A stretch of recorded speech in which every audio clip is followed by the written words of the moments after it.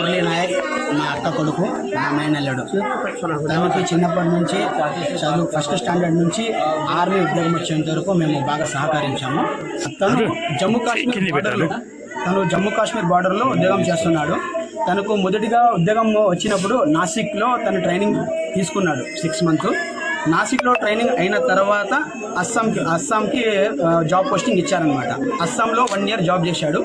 ఆ అస్సాంలో 1 year job చేసిన తర్వాత మళ్ళా పంజాబ్కి ట్రాన్స్ఫర్ చేశారనమాట. పంజాబ్లో జాబ్ చేస్తూ మొన్న అంటే 2 days బ్యాక్ జమ్మూ కాశ్మీర్ బార్డర్కి అక్కడ వెళ్ళాలి అని తను మాకు ఫోన్ చేసి చెప్పాడు.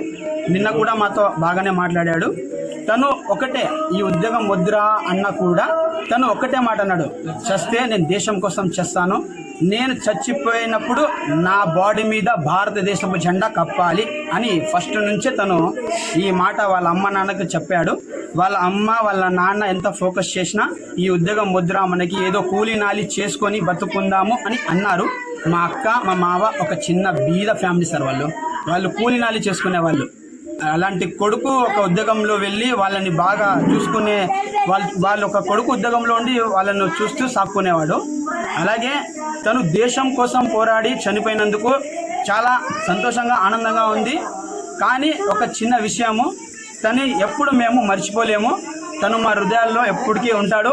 ఈ భారతదేశంలో ఉన్న ప్రతి ఒక్క పౌరులకి నేను చెప్తున్నాను, పాకిస్తాన్లో ఉండే ఉగ్రవాదులకి, లోఫర్ నా కొడుకులకి, నా కొడుకులకి కూడా వదులుకోకుండా వీలైతే మోదీ సార్ గారికి రిక్వెస్ట్ చేస్తున్నాను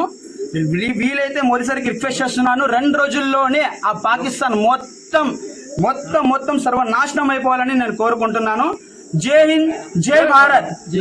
నాకుండే 2 కొడుకులకి కూడా ఆర్మీలోనే పంపిస్తాను. ఆ దేశం కోసమే పోరాడతాం, దేశంతోనే ఉంటాము.